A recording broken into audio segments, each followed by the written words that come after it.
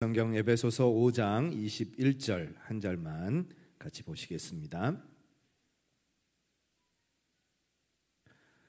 신약성경 에베소서 5장 21절 같이 읽도록 하겠습니다. 같이 읽겠습니다. 그리스도를 경외함으로 피차 복종하라. 아멘. 2024년 우리 창동제일교회 표어가 뭐라고요? 같이 한번 읽겠습니다. 성령 충만한 교회. 자, 성령 충만한 교회는 어떤 교회라고요? 찬양이 충만하고 감사가 충만한 교회라고 그랬습니다. 여러분 한 주간 감사하고 사셨습니까?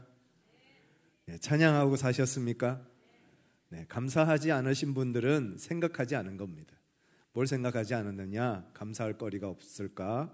뭘 감사해야 되지? 이런 감사의 생각을 전혀 하지 않으니까 감사할 게 없는 겁니다. 그러나 생각하면 감사할 게 너무 많습니다. 옆에 계시는 분 한번 보세요. 얼마나 감사합니까? 그죠? 우리 성도들 한 분 한 분이 다 감사의 제목이고 감사의 고백입니다. 우리 그러시죠? 라면이 없으신 것 같아요. 우리 성도들 한 분 한 분이 참 얼마나 귀하고 고마운지 언제나 감사하면서 살아가는 우리 모두가 되기를 원합니다. 오늘은 세 번째 그리스도를 경외함으로 피차 복종하라는 말씀을 가지고 섬김이 충만한 교회, 그 섬김이 충만한 교회가 성령 충만한 교회라는 내용으로 하나님의 말씀을 함께 나누기를 원합니다. 오늘 말씀을 보면 피차 복종하라 했습니다. 이 복종하라라는 말에 복종이라는 단어는 휘포타소라는 말입니다. 휘포라는 말은 무엇 아래라는 뜻이고요. 타소라는 말은 정렬하다, 그렇게 뜻을 가지고 있습니다. 그 얘기는 아래로 정렬하다. 보통 정렬은 어떻게 합니까? 옆으로 하거나 위로 쌓는 게 일반적이잖아요. 그런데 아래로 정렬하라, 그 말은 다르게 얘기하면 섬기라는 겁니다. 아래에서 섬기라, 낮아져서 섬기라, 그 말씀입니다. 우리가 섬겨야 될 주인이 계시죠. 우리가 종이라면 우리가 섬겨야 할 두 주인이 있습니다. 첫 번째 주인은 누구냐? 바로 우리 주님이십니다. 우리 주님은 왕이시요 주님이시고 주이시기 때문에 우리가 하나님을 섬기고 하나님을 주인으로 모시는 삶을 살아가야 합니다. 또 하나 우리의 섬김의 대상이 있습니다. 누굴까요? 우리 형제들과 우리 이웃들입니다. 왜냐하면 그 형제들과 이웃들을 하나님이 주셨기 때문입니다. 옆에 계시는 분 다시 한번 보실까요? 오른쪽에 계시는 분들 한번 보세요. 어떠십니까? 우리 오른쪽, 다들 오른쪽만 쳐다보니까 뒤통수만 보고 계시네요. 우리 옆에 계시는 분이 어떤 분이세요? 그냥 오늘 내 옆에 앉은 분, 우리 교회 다니는 분, 내 남편, 내 아내, 혹은 그냥 내가 좀 아는 분, 얼굴 많이 본 분, 그 정도가 아니고요. 성경은 우리에게 뭐라고 말씀하시는가 하면 내 옆에 앉아있는 이분이 예수 그리스도의 대사라고 합니다. 하나님이 보내신 분이라는 거예요. 하나님이 오늘 나에게 보내셔서 내 옆에 앉게 하신 거예요. 그냥 우연히 내 옆에 앉아있는 게 아니고요. 내 남편이라서 내 아내라서 내 옆에 앉아있는 게 아니라 하나님이 나한테 보내신 거라요. 어제 결혼식 했습니다만 결혼도 그냥 우연히 됩니까? 다 하나님의 섭리 가운데 만나게 하시고 결혼이 이루어지는 겁니다. 마찬가지로 우리의 만남은 우연이 아니야.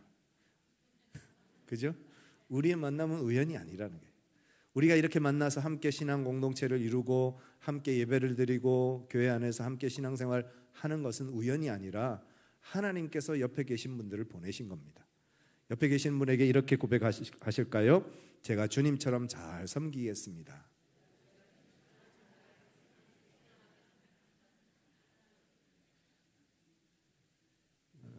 이렇게 말씀하시고 오늘 집에 가셔서 부부싸움 하시면 안 됩니다.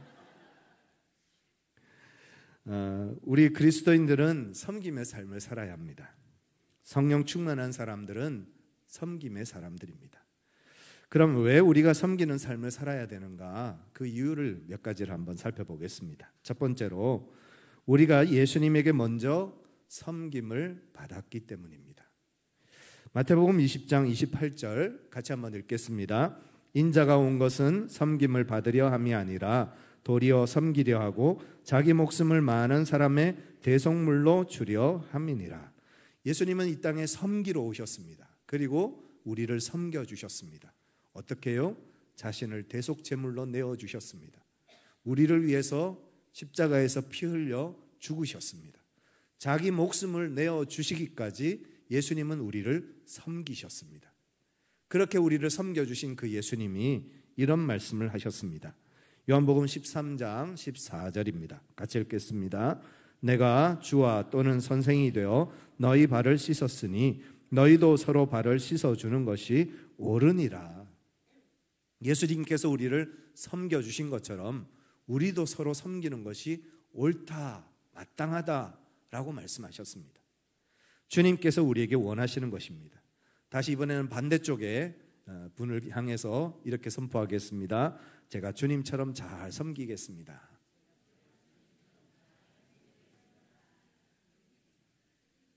안 하시는 분들은 옆에 계시는 분하고 별로 사이가 안 좋으신 거죠. 우리가 잘 섬겨야 합니다. 교회는 섬김 받는 공동체가 아니라 잘 섬기는 공동체입니다. 초대교회 성도들이 성령 충만을 받았습니다. 그 초대교회 성도들 중에 한 사람이었던 바나바가 성령 충만함을 받고 나니까 하나님의 마음에 임했습니다. 하나님의 마음이 그 마음에 임하고 나니까 섬기고 싶은 거예요. 그래서 자신의 땅을 팔아, 밭을 팔아 그 값을 가지고 제자들 발 앞에 내어놓습니다. 그래서 교회를 섬기고 성도들을 섬기는 섬김의 삶을 삽니다. 이처럼 주님께서 우리 마음속에 거하시고 주님께서 우리와 함께 하시면 섬기고 싶은 마음이 생기는 거예요. 왜냐하면 예수님께서 우리를 그렇게 섬겨주셨기 때문에 나도 예수님처럼 그렇게 섬기고 싶은 마음이 생기게 된다는 것입니다. 주님이 우리를 섬겨주신 것처럼 우리도 잘 섬김으로 주님의 뜻을 이루고 주님의 말씀 따라 살아가는 우리 모두가 되기를 원합니다.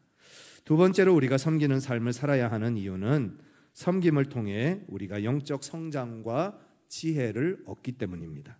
누가복음 6장 38절 같이 한번 읽겠습니다. 주라 그리하면 너희에게 줄 것이니 곧 후이되어 누르고 흔들어 넘치도록 하여 너희에게 안겨주리라. 너희가 헤아리는 그 헤아림으로 너희도 헤아림을 도로 받을 것이니라. 사람들은 헤아리기를 좋아합니다. 그런데 하나님은 주시기를 좋아하신다는 거예요. 그리고 우리에게도 주라고 말씀하십니다. 우리가 형제들과 이웃들에게 나누고 베풀고 섬기면 당장에는 마이너스가 되죠. 그런데 하나님은 그것을 플러스가 되게 하신다는 것입니다. 우리가 주고 나누면 섬기면 당장에는 손해 같습니다. 가진 것이 사라지는 것처럼 보입니다.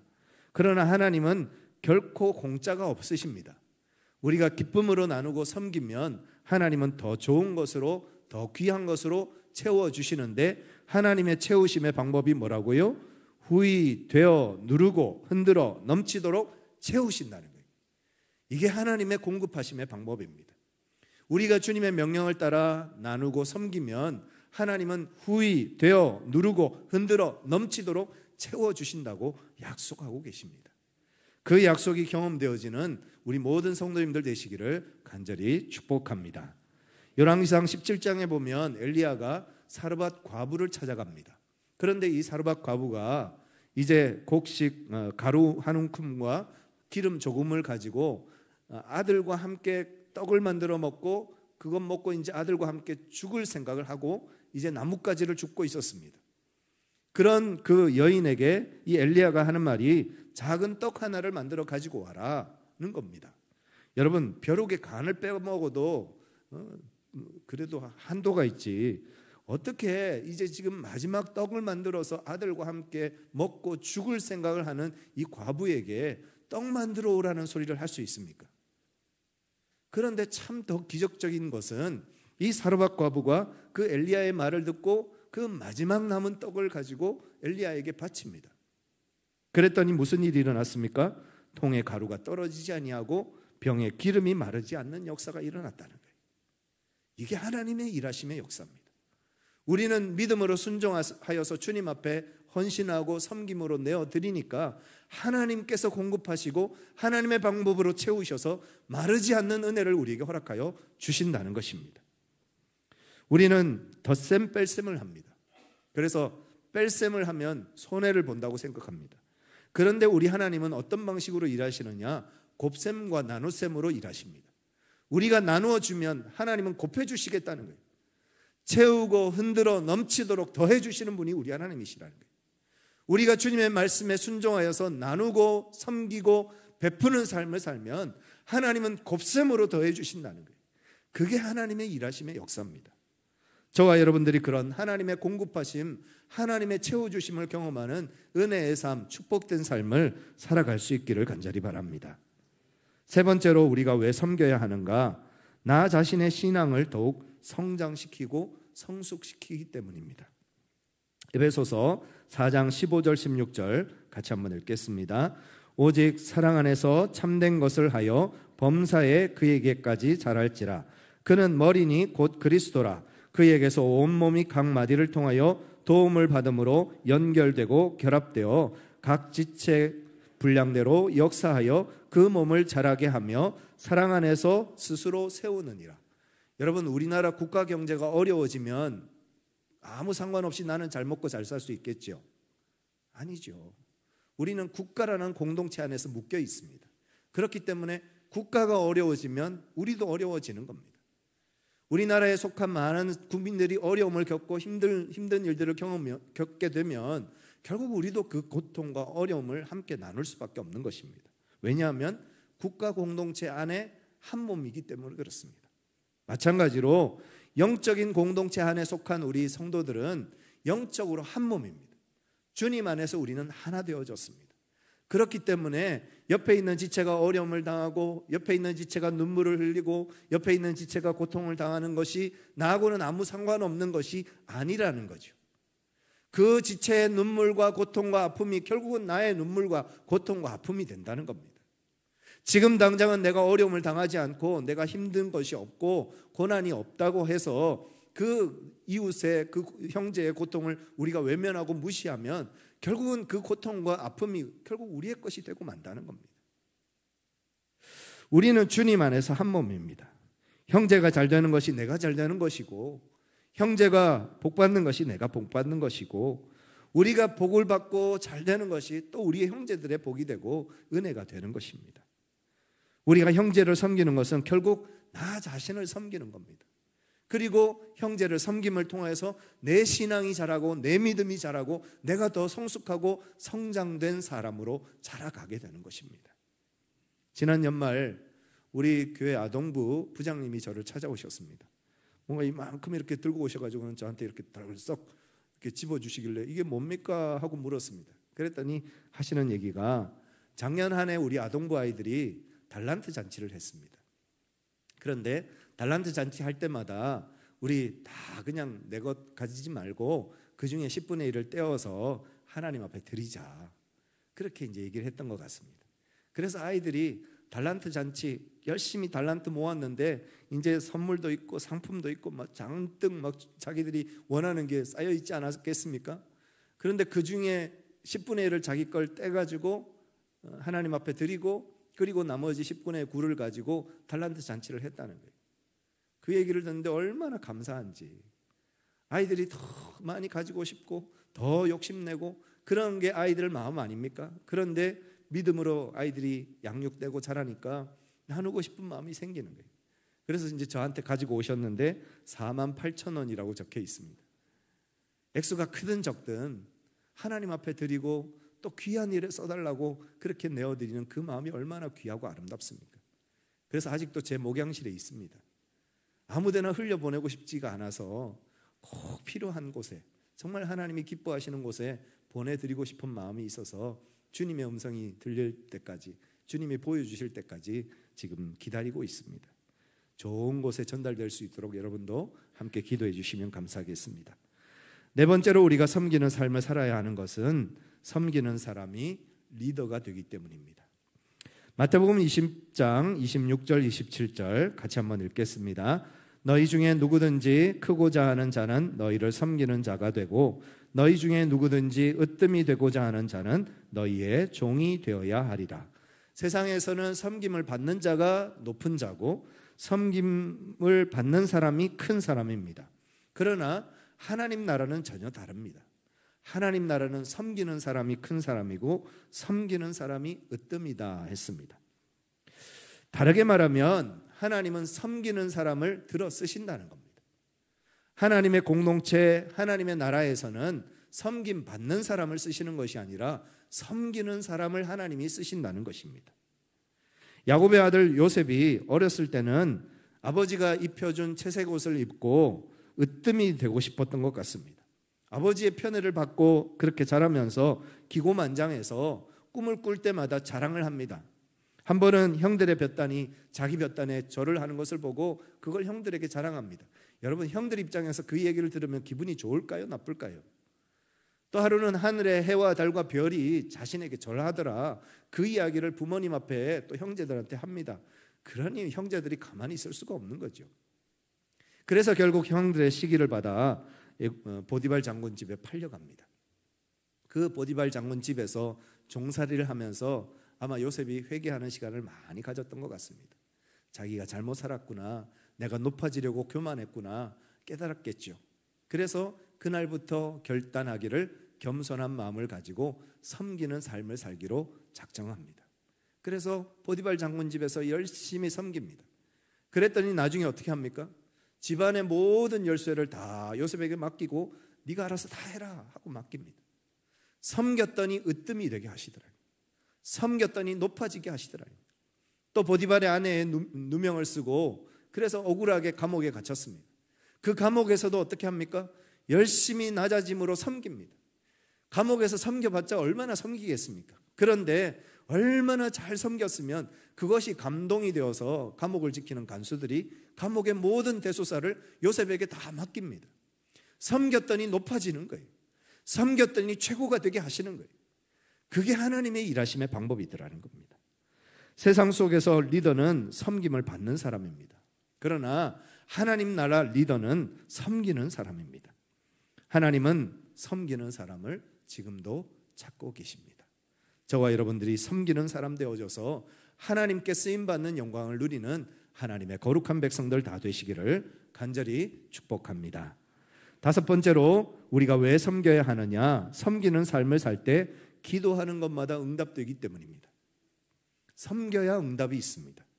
요한복음 4장 20절 21절까지 같이 한번 읽겠습니다. 누구든지 하나님을 사랑하노라 하고 그 형제를 미워하면 이는 거짓말하는 자니 보는 바 그 형제를 사랑하지 아니하는 자는 보지 못하는 바 하나님을 사랑할 수 없느니라. 우리가 이 계명을 주께 받았나니 하나님을 사랑하는 자는 또한 그 형제를 사랑할지니라.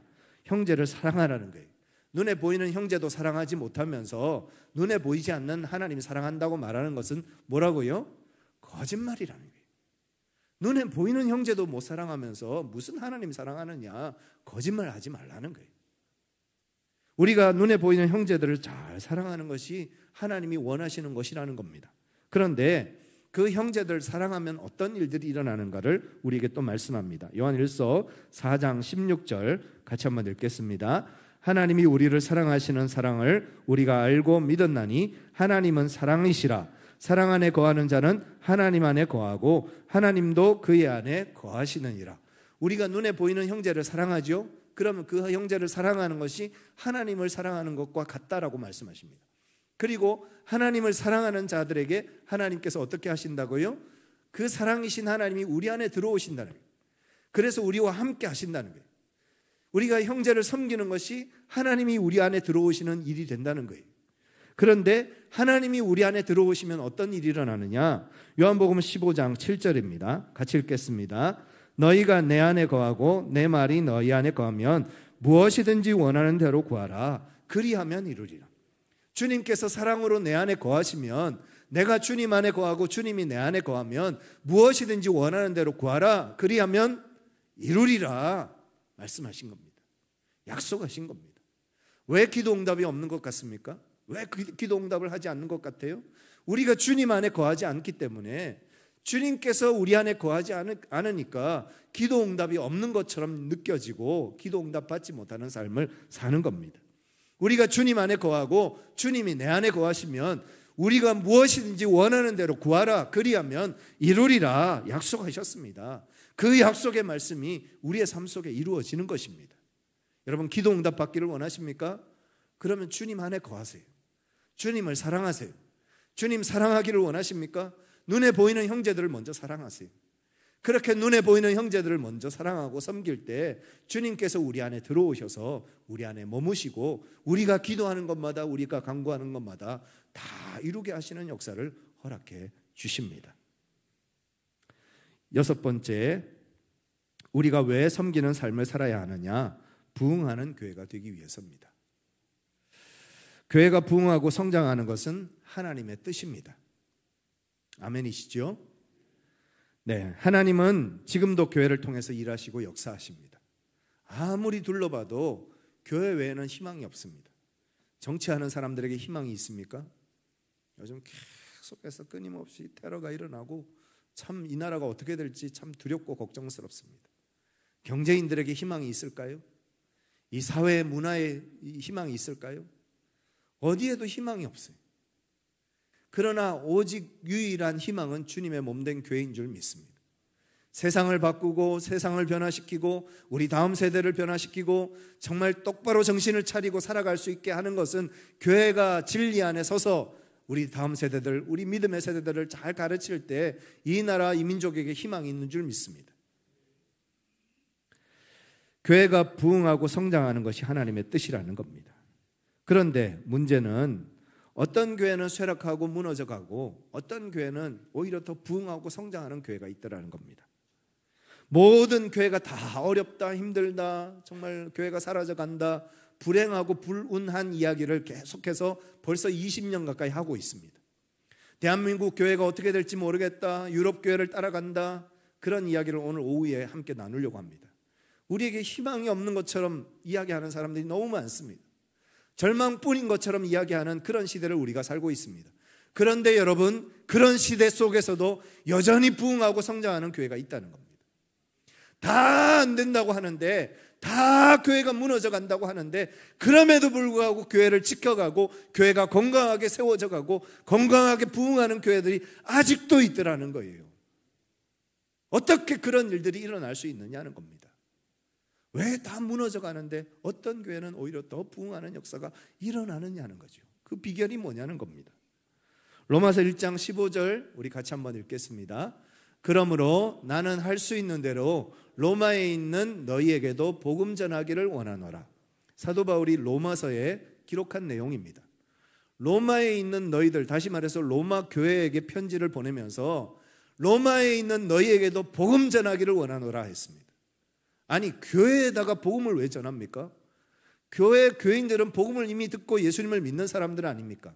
그런데 그 로마에 있는 믿음의 형제들에게 복음을 전하겠다는 거예요. 그 얘기는 너희는 다시 복음을 들어야 된다는 얘기예요. 로마 교회에 사도 바울이 세우지 않은 로마의 교회가 있었습니다. 그런데 그 로마 교회가 생긴 지 얼마 되지 않은 그 교회가 점점 쇠락하고 무너져가고 있었습니다. 왜냐하면 외부적으로는 핍박과 박해가 있습니다. 한번 생각해 보세요. 예배 드릴 때마다 경찰들이 찾아와서 불신 검색을 합니다. 예배 드릴 때마다 사람들을 하나씩 붙잡아 가서 고문하고 때리고 죽입니다. 그런 고난과 박해 속에서 로마 교회 성도들은 신앙생활을 했습니다. 교회 다닌다는 이유 하나만으로 붙잡힘 당해서 고문을 당하고 정말 고통의 시간들을 겪고 그렇게 십자가에 못 박혀 죽임을 당하기도 하고 온 몸이 찢겨져서 죽임을 당하고 사자밥이 되어져서 그 경기장에서 구경거리가 되어져서 죽어가는 성도들이 무지기로 많았다는 거예요. 그러니 교회가 점점 더 힘을 잃어갈 수밖에 없는 것이죠. 그 핍박과 박해 속에서 믿음을 지킬 사람이 얼마나 되었겠습니까? 그러니까 점점 더 교회가 위축되고 교회가 줄어들고 있는 상황이었습니다. 게다가 로마를 한번 가보신 분들은 아시겠습니다만 로마의 그 휘황찬란한 건물과 장식들과 그 위대한 문명이 얼마나 대단합니까? 그 위대한 문명 앞에서 교회는 너무 초라한 거예요. 교회는 너무 작은 거예요. 그 으리으리한 건물과 위대한 왕의 장식들, 그 휘황찬란한 그 신전들, 그것들 바라보면서 교회가 위축될 수밖에 없는 거죠. 자신감을 잃어버린 겁니다. 그래서 점점 교회가 쇠락해 가고 있었습니다. 생긴 지도 얼마 안 된 로마 교회가요. 그 사실을 안 사도 바울이 로마서를 써서 보낸 겁니다. 1장부터 11장까지는 복음이란 이런 것이다 라는 내용으로 편지를 보냈고, 12장부터 16장까지는 복음의 사람들은 이렇게 삽니다 라는 내용으로 편지를 보냅니다. 그런데 12장부터 16장까지 나오는 내용들을 가만히 보면 어떤 말씀인가 하면, 너희를 박해하는 자를 위하여 축복하라. 서로 마음을 높은 데 두지 말고 낮아지라. 악으로 악을 갚지 말고 선한 일을 도모하라. 할 수 있거든 모든 사람과 화목하라. 원수를 갚지 말고 하나님께 맡기라. 원수가 줄이거든 먹이고 목마르거든 마시게 하라. 악에게 지지 말고 선으로 악을 이기라. 한마디로 요약하면 무엇입니까? 섬김의 삶을 살아가는 거예요. 비록 너희들을 죽이려고 하는 그 원수일지라도 원수들까지도 섬기는 삶을 살라는 거예요. 그 말씀을 로마서를 통하여서 로마 교회에 편지를 한 겁니다. 그리고 로마 교회 성도들이 그 편지를 읽었겠죠. 그 쇠락하고 무너져가는 로마 교회 성도들이 그 편지를 읽고 나서 놀라운 변화가 일어납니다. 그들이 다시 복음으로 무장합니다. 하나님의 사람으로 헌신하고 섬기는 삶을 살기 시작합니다. 이전에는 교회가 점점 더 무너져가고 사라져 없어질 것 같았던 아사 직전의 교회였는데, 하나님의 복음으로 다시 무장하고 섬김의 삶을 살기 시작하니까, 교회 안에 섬김이 넘쳐나니까 그 섬김이 밖으로 흘러 넘쳐서 인플루언싱 되어져서 세상 사람들에게 섬김을 나타내는 겁니다. 그래서 많은 사람들에게 섬김의 삶을 살아가기 시작합니다. 그러니까 역사가 일어나고 기적이 일어났어요. 예수 믿는 사람들 잡아서 죽이던 그 로마의 황제들이 더 이상은 예수 믿는 사람들을 어떻게 할 수 없는 방법이 없어서 결국은 기독교를 로마의 공식 종교로 공인하는 역사가 일어납니다. 그리고 나중에는 로마의 종교는 기독교다라고 선포하는 역사가 일어나게 되어지고, 놀라운 기적 같은 역사가 일어나더라는 거예요. 여러분, 우리가 섬겨야 교회가 부흥합니다. 섬기는 교회를 통해서 하나님의 역사가 일어나고, 섬기는 교회를 통해서 하나님의 부흥의 역사가 나타난다는 것입니다. 섬김이 이렇게 중요합니다. 그럼 우리가 어떻게 섬겨야 할까요? 어떻게 섬기는 것을 하나님께서 원하시고 기뻐하실까요? 오늘 본문 말씀을 중심으로 두 가지만 함께 살펴보겠습니다. 첫 번째로, 그리스도를 경외함으로 섬겨야 합니다. 21절 다시 한번 같이 읽겠습니다. 그리스도를 경외함으로 피차 복종하라. 섬기기는 섬기는데 무엇으로요? 그리스도를 경외함으로 섬기라는 겁니다. 여러분, 그리스도를 경외함으로 섬긴다는 것이 무슨 말일까요? 에베소서 6장 7절입니다. 같이 한번 읽겠습니다. 기쁜 마음으로 섬기기를 주께 하듯 하고 사람에게 하듯 하지 말라. 주께 하듯 하고 사람에게 하듯 하지 말라는 거예요. 골로새서 3장 23절입니다. 같이 읽겠습니다. 무슨 일을 하든지 마음을 다하여 주께 하듯 하고 사람에게 하듯 하지 말라. 주께 하듯 하지 말고 사람에게 하듯 하지 말라. 이 말은 무슨 말입니까? 사람에게 하듯 하는 것은 하나님 상관없다는 거예요. 아무 관심이 없다는 거예요. 그런데 주께 하듯 하는 섬김은 하나님이 관심을 가지신다. 하나님이 그 헌신을 받으신다. 그 섬김을 받으신다는 거예요. 사람에게 하듯 하는 섬김이 있고 주께 하듯 하는 섬김이 있다는 겁니다. 사람을 섬기는 섬김이 있고 주를 섬기는 섬김이 있다는 겁니다. 사람을 섬기는 섬김은 귀하고 아름다운 것이지만 하나님이 별로 관심이 없으십니다. 그러나 주를 섬기는 섬김은 하나님이 기억하시고 받으시고 인정하시는 것이라는 겁니다. 사람을 섬기는 섬김은 그냥 사람 섬기는 겁니다. 세상 사람들도 얼마나 잘 섬깁니까? 때로는 어떤 분은 자신의 전 재산을 사회에 기탁하고 가난한 사람들을 돕고 섬기는 일들에 사용하는 경우도 있습니다. 그러나 그것은 하나님에게는 아무 관심이 없는 거예요. 하나님하고는 아무 상관이 없는 겁니다. 그런데 우리가 하나님께 하듯 전심을 다해서 가난하고 어려운 사람들, 우리 믿음의 자매들을 믿음으로 섬기고 그들을 돌보면 하나님이 그걸 받으신다. 우리가 주일에 예배드리러 와서 헌금을 드립니다. 헌금 드릴 때도 그냥 하는 헌금이 있고 주님 앞에 마음을 다해서 주께 하는 헌금이 있습니다. 과부의 2렙돈을 하나님께서 왜 인정하셨을까요? 액수가 많아서요? 아니요. 부자의 헌금에 비하면 정말 아무것도 아닌 헌금입니다. 그런데 그 헌금을 진짜 하나님 앞에 드리는 마음으로 하나님 앞에 드렸던 거예요. 그냥 드린 게 아니라, 그냥 헌금한 게 아니라 죽게 하듯 주님 앞에 헌금을 드렸을 때 하나님께서 그 과부의 헌금을 인정하시고 받으신 겁니다. 마찬가지로 우리의 섬김도 그냥 섬기는 게 아닙니다.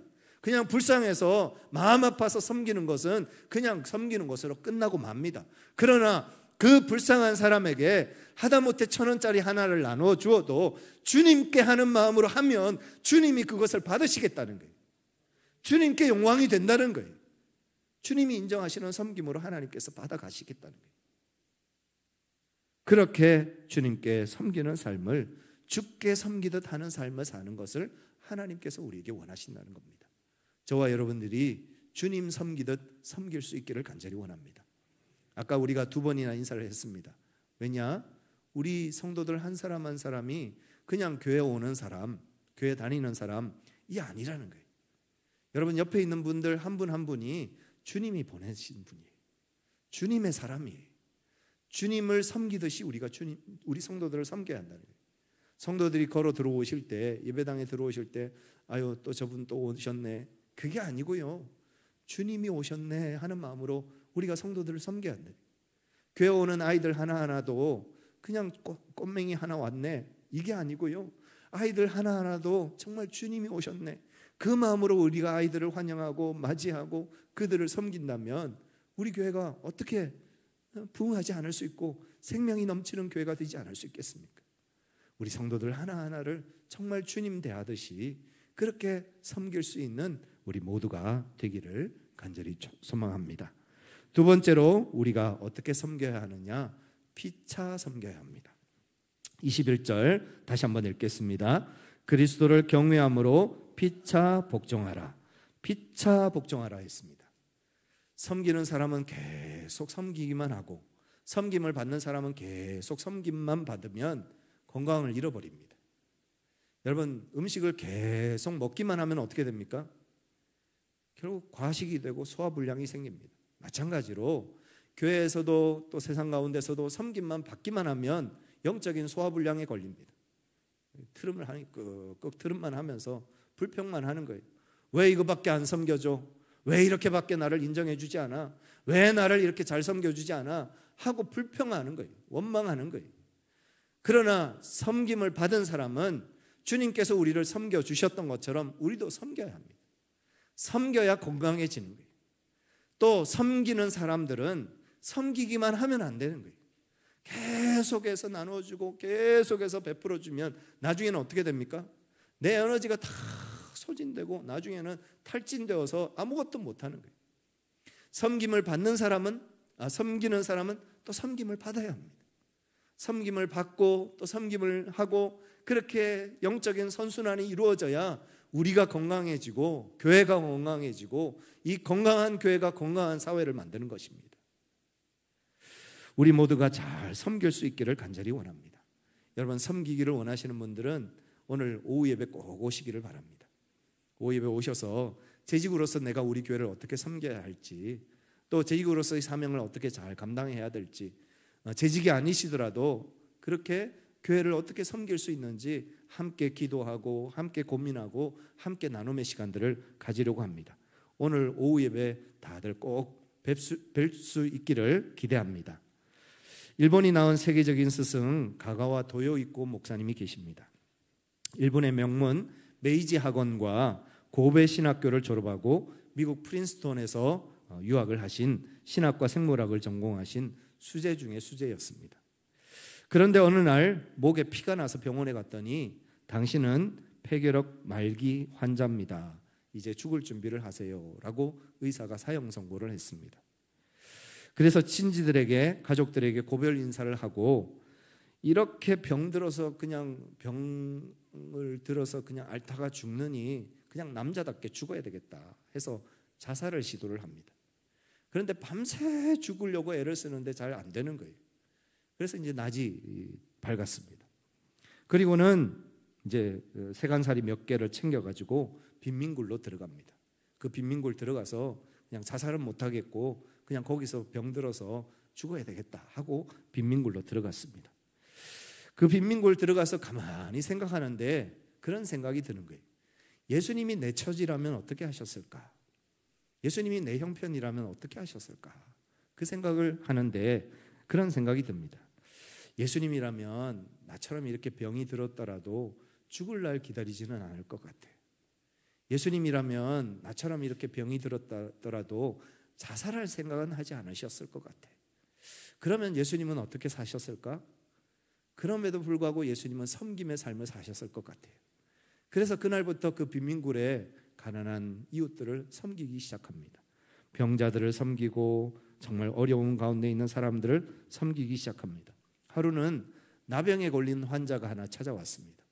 그 나병 걸린 환자가 몸에 그 문둥병이 막 썩어 들어가는 그 살을 보여주는데 너무 마음이 아픈 거예요. 근데 어차피 나는 이제 며칠 후면 죽잖아요. 이왕에 죽을 거 저 사람 도와주고 죽자 해서 그 나병 환자의 그 고름을, 피고름을 입으로 빨아서 도와주는 거예요. 치료해 주는 거예요. 또 하루는 어떤 환자가 왔는데 배가 이만큼 풀려 있더랍니다. 왜 그런가 했더니 항문이 막혀서 변을 보지 못한 거예요. 그래서 이제 그 배가 막 복수가 차가지고 그냥 곧 죽을 것 같은 그런 모습으로 왔더랍니다. 그래서 이제 손가락으로 막 이렇게 처음엔 뭐 나뭇가지로 했겠죠. 근데 안 되니까 손가락으로 막 팔려고 애를 썼는데 아파서 막 견딜 수 없는 통증을 얘기하는 거예요. 그러니까 이제 어쩔 수 없이 그 엉덩이에 얼굴을 묻고 혀로 이제 그 항문을 핥습니다. 그리고는 변을 볼 수 있도록 도와주는 거예요. 어차피 나는 죽을 건데 며칠 후면 이 폐결핵으로 인해서 죽을 사람인데 뭐 이까지 못하겠나 하는 마음으로 그렇게 섬기기 시작한 겁니다.